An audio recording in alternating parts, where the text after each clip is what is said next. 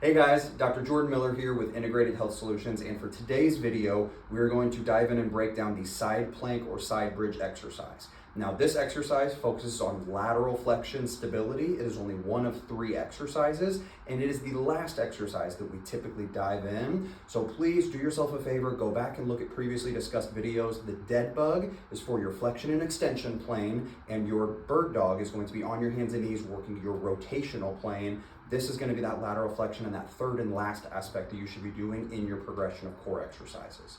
You're going to begin down on the ground or on a relatively comfortable surface. I like to place something underneath the elbow, especially if the forearm is a little bit flat, to make sure that the forearm does not become uncomfortable or a little bit cramped. So you can use a pillow or a mat of some sort to give yourself a little bit of cushion. You also want to make sure that the shoulder does not drift up towards the ear to the point where you're now cramping and guiding your stability with the upper trap. You want to drop and lower that shoulder so you have a nice even angle from the bottom of the neck through the shoulder joint into the elbow. Then you're going to place both of the knees stacked on top of each other, and as you're going to be lifting the body upwards to create a straight directional neutrality with the body from the frontal plane, you also want to be creating a straight line from the side.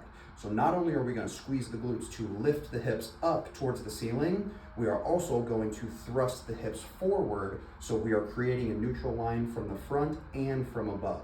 So as you squeeze the glutes in the core, holding nice and tight to elevate the hips, and then thrusting that waist forward, you're creating that nice neutral line up on top and from the front side.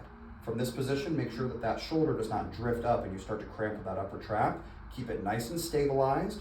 A good central core stability here, and a simple breath into that lower stomach, out through the mouth. You can count these by repetitions as far as how many breaths, or from a time duration standpoint, just that way you can check your progress as you kind of go throughout to see how much you're progressing. Looking from the side, just to get a secondary view, it is the same position. You stabilize the forearm, stack the legs. As you lift the waist up towards the ceiling, you are also thrusting the hips forward, keeping that nice neutral line here, as well as on the front hand side, hand on the stomach or on the waist, just counting by a couple breaths or by a time duration.